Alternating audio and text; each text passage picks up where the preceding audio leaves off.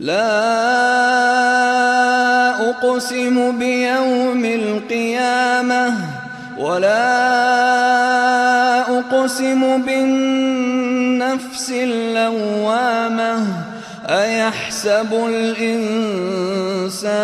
أن لن نجمع عظامه بلى قادرين على أن نسوي بنانه بل يريد الإنسان ليفجر أمامه يسأل أيان يوم القيامة